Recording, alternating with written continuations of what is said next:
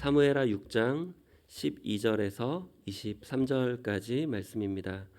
어떤 사람이 다윗 왕에게 아뢰어 이르되 야훼께서 하나님의 궤로 말미암아 오베데돔의 집과 그의 모든 소유에 복을 주셨다 한지라.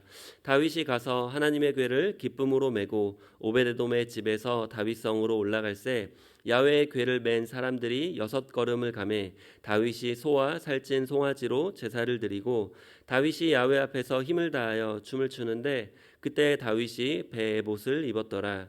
다윗과 온 이스라엘 족속이 즐거이 환호하며 나팔을 불고 야훼의 궤를 메어오니라. 야훼의 궤가 다윗성으로 들어올 때에 사울의 딸 미갈이 창으로 내다보다가 다윗 왕이 야훼 앞에서 뛰놀며 춤추는 것을 보고 심중에 그를 업신여기니라. 야훼의 궤를 메고 들어가서 다윗이 그것을 위하여 친 장막 가운데 그 준비한 자리에 그것을 두매 다윗이 번제와 화목제를 야훼 앞에 드리니라. 다윗이 번제와 화목제 드리기를 마치고 만군의 야훼의 이름으로 백성에게 축복하고 모든 백성 곧 온 이스라엘 무리에게 남녀를 막론하고 떡 한 개와 고기 한 조각과 건포도 떡 한 덩이씩 나누어 주매 모든 백성이 각기 집으로 돌아가니라. 다윗이 자기의 가족에게 축복하러 돌아오매 사울의 딸 미갈이 나와서 다윗을 맞으며 이르되 이스라엘 왕이 오늘 어떻게 영화로우신지 방탕한 자가 염치 없이 자기의 몸을 드러내는 것처럼 오늘 그의 신복의 계집종의 눈앞에서 몸을 드러내셨도다 하니 다윗이 미갈에게 이르되 이는 야훼 앞에서 한 것이니라. 그가 내 아버지와 그의 온 집을 버리시고 나를 택하사 나를 야훼의 백성 이스라엘의 주권자로 삼으셨으니 내가 야훼 앞에서 뛰놀리라. 내가 이보다 더 낮아져서 스스로 천하게 보일지라도 내가 말한 바 계집종에게는 내가 높임을 받으리라 한지라. 그러므로 사울의 딸 미갈이 죽는 날까지 그에게 자식이 없으니라. 아멘. 오늘은 구약의 그리스도 65번째 시간인데요. 저는 오늘 본문 말씀을 가지고 예배의 회복이라는 제목으로 어제에 이어서 함께 은혜를 나누겠습니다. 다윗은 통일 이스라엘의 왕이 될 때 이스라엘의 상황은 큰 위기 가운데 있었습니다. 그런데 이러한 이스라엘을 회복한 것은 다윗이 그 이스라엘의 예배를 회복했기 때문입니다. 다윗이 언약궤를 기럇 여아림에서 다윗성으로 옮겨오는 가운데 이 예배가 회복됩니다. 어제는 첫 번째 예배 회복이 경외심의 회복입니다 라고 말씀을 나눴었는데요. 다윗은 처음에는 자기 방법과 열심으로 언약궤를 옮기려 했지만 하나님은 하나님을 경외하지 않는 다윗의 중심을 치셨습니다. 그제서야 다윗은 하나님의 방법대로 하나님을 경외하며 언약궤를 옮깁니다. 언약궤는 사람이 메고 옮기는 것 같지만 그 언약궤의 이동을 하나님이 허락해 주셔야 옮길 수 있습니다. 예배도 사람이 와서 드리는 것 같지만 하나님이 임재하시고 받으셔야 예배가 되는 것입니다. 하나님이 우리를 만나 주셔야 이 예배가 되는 것입니다. 예배의 주체는 예배를 드리는 사람이 아니라 예배를 받으시는 하나님이십니다. 이렇게 예배에서 경외심이 회복될 때 같이 회복되는 게 있습니다. 두 번째로 예배의 회복은 기쁨과 자유의 회복입니다. 하나님께 드리는 제사는 사사시대 때부터 심각하게 무너지기 시작했습니다. 사사기 17장에 보면 에브라임 지파의 미가가 자기 아들을 자기 마음대로 그 집안의 제사장으로 세웁니다. 또 신상을 부어 만들고 또 지나가는 레위인을 자기 집안의 제사장으로 삼는 이런 우스꽝스러운 일이 일어납니다. 결국 그 제사장은 단 지파를 따라가서 단 지파의 제사장이 됩니다. 이러한 혼란스러운 제사의 모습은 사무엘상 2장에 엘리 제사장의 두 아들 홈니와 비느하스에게까지 이어집니다. 그 둘은 하나님의 제사를 위해 드린 제물을 마음대로 먹었고 또 하나님의 성전을 섬기는 여인들을 겁탈했습니다. 그러자 하나님은 이제 한나의 기도를 통해서 사무엘을 허락하시고 그 사무엘을 통해서 제사를 회복시키기 시작하십니다. 하지만 사울이 왕으로 등극하면서 이제 자기 스스로 제사를 드립니다. 사울은 제사를 마치 전쟁의 승리를 기원하는 구처럼 이렇게 멸시하고 또 함부로 했습니다. 그때 이후 사울이 제사를 드렸다는 기록은 성경에 나와 있지 않습니다. 다만 사울이 제사장들을 처참하게 죽였다는 기록만 있을 뿐입니다. 이렇게 인간의 탐욕과 죽음의 향기가 가득한 제사를 다윗은 다시 회복시켜 나갑니다. 지금은 엘리야 때처럼이라는 찬양이 있는데 그 찬양 2절에 보면 에스겔의 환상처럼 마른 뼈가 살아나고 또 주의 종 다윗의 때와 같이 예배가 회복되네라는 가사가 있습니다. 여기에서 말하는 예배의 회복은 하나님을 경외하는 그 경외심의 회복을 넘어서서 기쁨과 자유의 회복까지를 의미합니다. 본문 14절에서 15절 말씀입니다. 다윗이 야훼 앞에서 힘을 다하여 춤을 추는데 그때 다윗이 배 에봇을 입었더라. 다윗과 온 이스라엘 족속이 즐거이 환호하며 나팔을 불고 야훼의 궤를 메어오니라. 다윗과 온 이스라엘 족속이 환호하는 모습을 보면 예배의 기쁨이 회복되는 것을 볼 수 있습니다.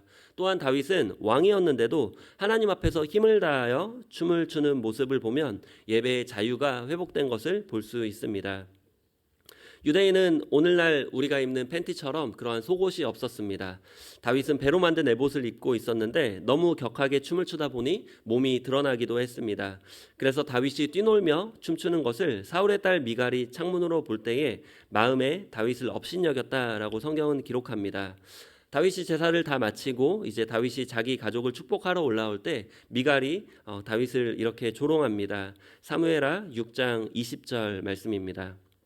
다윗이 자기의 가족에게 축복하러 돌아오매 사울의 딸 미갈이 나와서 다윗을 맞으며 이르되 이스라엘 왕이 오늘 어떻게 영화로우신지 방탕한 자가 염치 없이 자기의 몸을 드러내는 것처럼 오늘 그의 신복의 계집종의 눈앞에서 몸을 드러내셨도다 하니 그러자 다윗은 이 모든 것은 하나님 앞에서 한 것이라고 말합니다. 본문 21절입니다. 다윗이 미갈에게 이르되 이는 야훼 앞에서 한 것이니라. 그가 내 아버지와 그의 온 집을 버리시고 나를 택하사 나를 야훼의 백성 이스라엘의 주권자로 삼으셨으니 내가 야훼 앞에서 뛰놀리라. 사울의 딸 미갈은 사울처럼 끝까지 사람들을 의식했습니다. 그래서 다윗이 춤을 출 때에 그의 몸이 드러나는 것을 보고 어찌 신하들의 그 아내들 또 계집종들의 앞에서 몸을 드러냅니까? 라고 굉장히 수치를 줍니다. 하지만 다윗은 사람들 앞에서 전혀 하지 않았고 하나님 앞에서만 한 것이라고 합니다. 그래서 찬양에서도 세상과 나는 간 곳 없고 구속한 주만 보이도다 이러한 찬송가 가사가 있습니다. 마찬가지로 다윗에게는 더 이상 사람들이 보이지 않았습니다. 오직 하나님만 보였고 그 하나님 앞에서 그 언약궤를 옮기게 하신 하나님, 그 자리 가운데 영광으로 임재하신 하나님을 기쁨으로 또 자유함으로 찬양하며 춤을 췄던 것입니다. 다윗이 회복했던 이 예배의 자유는 사람들 앞에서 인간의 수치나 왕으로서의 채통이나 위험까지도 다 내려놓게 만들었습니다. 오직 창조주 하나님 앞에 피조물로서 창조주를 경배했던 것입니다. 이것이 바로 하나님이 사울을 버리고 다윗을 택하셨던 가장 큰 이유 중에 하나입니다. 사실 우리가 하나님이 어떤 분이신지를 알면 하나님을 경외할 수밖에 없습니다. 그리고 경외할 수밖에 없는 그 하나님이 나를 죽기까지 사랑하신다는 사실을 알게 되면 세상의 그 어떤 기쁨보다 더 기쁨을 얻게 됩니다. 그 기쁨은 인간의 생각이나 기준이나 정해진 틀을 넘어서는 자유를 가지고 하나님을 경배하게 만듭니다. 그러면 다윗처럼 왕이라는 타이틀도 신경 쓰지 않고 하나님만 바라보며 뛰놀며 춤추며 예배할 수 있게 됩니다. 예배의 자유가 회복되는 가장 확실한 증거는 주변 사람들을 의식하지 않고 하나님만 바라보는 것입니다. 그렇게 예배드릴 때 우리는 두 손을 하나님께 높이 들 수가 있습니다. 우리가 하나님께 찬양 드릴 때 가끔 두 손을 들고 싶은 마음이 있는데 주변의 사람들이 때문에 망설이게 되는 경우가 가끔 있습니다. 그리고 손을 이렇게 높이 이렇게 들고 싶은데 높이 이렇게 들다가도 이렇게 조금 주저하게 되는 이러한 경우들이 있는데 우리가 예배에 대한 자유와 기쁨이 회복된다면 우리는 하나님만 바라보며 마음껏 하나님께 두 손을 들 수 있고 하나님께 마음껏 찬양할 수 있는 줄 믿습니다. 주일에 이제 청년부 예배 때 찬양을 드리다가 하나님의 임재와 영광이 이제 예루살렘 성전을 가득 메우는 것을 경험했다고 말씀드렸는데요. 사실 그때 이제 예배가 회복되었습니다. 그 시작은 하나님을 향한 경외심의 회복에서부터 시작되었지만 이것은 기쁨과 자유의 회복으로까지 이어졌습니다. 우리가 만약에 예배를 드리는데 경외심만 회복된다면 우리는 하나님을 두려워하는 또 하나님을 멀리서만 바라보는 그 자리에 머물 수밖에 없습니다. 하지만 그렇게 두렵고 강하신 하나님, 우리가 경외할 수밖에 없는 하나님이 우리를 죽기까지 사랑하시고 우리를 위해 우리와 같이 낮아지셔서 죄인의 모습으로 오셔서 우리를 위해 대신 죽으셨다는 그 사랑을 깨닫는다면 이제는 우리에게 그 사랑이 충만해지고 그것은 예배의 기쁨과 자유의 회복으로까지 이어지게 됩니다.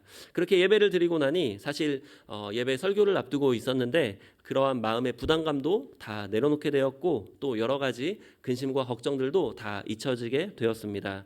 예수님이 수고하고 무거운 짐진 자들아 다 내게로 오라 내가 너희를 쉬게 하리라 이렇게 말씀하셨던 그 말씀이 이해가 되었습니다. 우린 예배 자리에 그 수고하고 무거운 짐진 자들의 짐을 내려놓게 하시는, 우리를 쉬게 하시는 예수님을 만나러 오신 줄 믿습니다. 경외심만 회복된 예배는 반쪽짜리 예배입니다. 이것은 어떻게 보면 형식에만 국한된 예배가 될 수 있습니다. 하지만 기쁨과 자유까지 회복되면 우리는 형식을 넘어서서 온전한 기쁨을 추구하게 됩니다.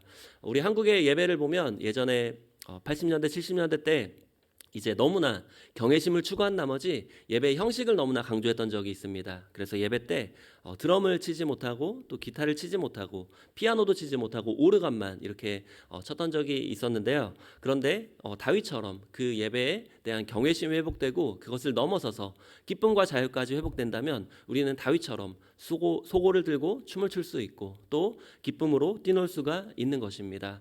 우리가 예배의 형식도 중요합니다. 하지만 그 형식에만 머문다면 그 예배가 주는 기쁨과 자유는 누릴 수가 없게 됩니다. 그리고 기쁨과 자유를 통해서 우리의 그러한 걱정이나 그러한 모든 문제들, 모든 짐까지 예수님께 내려놓을 수가 있게 됩니다. 마지막으로 세 번째는 예배의 회복은 복의 회복입니다. 예배는 하나님의 임재와 영광이 나타나는 자리입니다. 그래서 예배 때 하나님이 우리를 만나주시고 우리에게 말씀하십니다. 그 말씀을 통해서 하나님은 우리의 마음을 위로하시고 모든 문제에 대한 응답과 또 해결을 또 주십니다. 또한 예배는 하나님이 우리에게 복을 주시는 자리입니다. 다윗은 언약궤가 성으로 들어오자 제사를 드리고 백성들을 축복합니다. 다윗은 더 이상 이스라엘이라는 인간 나라의 왕이 아니라 하나님의 나라를, 하나님을 대신해서 통치하는 하나님의 대리 통치자입니다. 사무엘하 6장 18절에서 19절 말씀입니다. 다윗이 번제와 화목제 드리기를 마치고 만군의 야훼의 이름으로 백성에게 축복하고 모든 백성 곧 온 이스라엘 무리에게 남녀를 막론하고 떡 한 개와 고기 한 조각과 건포도 떡 한 덩이씩 나누어 주매 모든 백성이 각기 집으로 돌아가니라. 여기 보면 다윗이 남녀를 막론하고 사람을 차별하지 않고 모든 사람에게, 모든 백성들에게 떡 한 개, 고기 한 조각, 건포도 떡 한 덩이씩 나누어 주는 것을 볼 수 있습니다. 여기서 모든 이들을, 모든 하나님의 자녀들을 차별 없이 사랑하시고 또 모두에게 동일한 복을 베풀어 주기 원하시는 하나님의 마음이 다윗의 이러한 행동으로 나타나는 것을 볼 수 있습니다.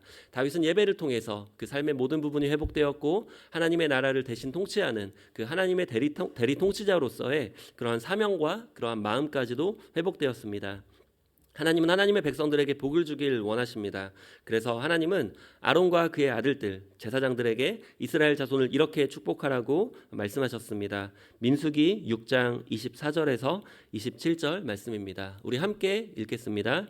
야훼는 내게 복을 주시고 너를 지키시기를 원하며 야훼는 그의 얼굴을 내게 비추사 은혜 베푸시기를 원하며 야훼는 그 얼굴을 내게로 향하여 드사 평강 주시기를 원하노라 할지니라 하라. 그들은 이같이 내 이름으로 이스라엘 자손에게 축복할지니 내가 그들에게 복을 주리라. 아멘. 하나님은 우리에게 복을 주시기를 원하십니다. 또 우리에게 직접 찾아오셔서 그 얼굴을 비추시기를 원하시고 은혜를 베푸시기를 원하시고 우리에게 하나님의 얼굴을 보여주시기를 원하시고 평강 주시기를 원하시는 분입니다. 그 자리가 바로 예배의 자리입니다. 우리가 기쁨과 자유의 회복에까지 나아갈 때 하나님은 우리에게 복으로 그 예배에 화답하여 주실 것입니다.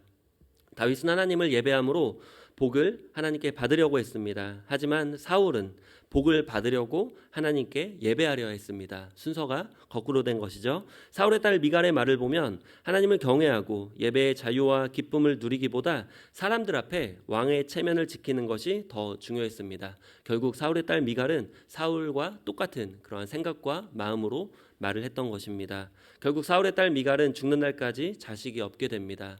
어떻게 보면 하나님은 이러한 하나님을 바라보지 않고 하나님을 경외하지 않고 예배의 기쁨과 자유를 하나님 앞에서 누리지 않고 하나님의 복을 받으려 하나님께 나아가는 이러한 자세가 아니라 자신이 스스로 복을 쟁취하려 했던 이러한 마음을 하나님은 심판하셨던 것이고 결국 그 사울의 피를 통해 내려오는 그러한 마음들, 하나님의 예배가 회복되지 못하는, 예배가 멸시되는 그러한 마음들을 하나님은 심판하신 것입니다. 그래서 결국 사울의 자손은 이 미갈은 더 이상 자녀를 낳지 못하고 그 사울의 가문은 끊어지게 됩니다.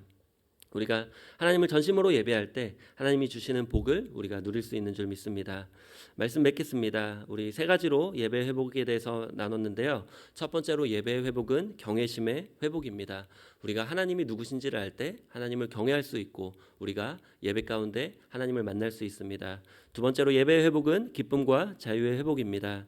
하나님을 경외한다면 그 하나님이 이제 우리를 얼마나 사랑하시는지도 알게 되고 그 사랑을 느낄 때 우리는 기쁨과 자유로 예배를 드릴 수가 있습니다. 세 번째로 예배 회복은 복의 회복입니다. 하나님은 우리에게 복을 주시기를 원하고 우리 삶을 지켜주시고 은혜를 내려주시기를 원합니다. 예배가 회복되면 인생이 회복됩니다. 예배에 승리하면 인생에 승리합니다. 우리 온전한 예배를 회복하심으로 우리의 인생에도 우리의 신앙에도 모든 삶의 영역에 승리하시는 저와 여러분이 되시길 예수님의 이름으로 간절히 축원합니다.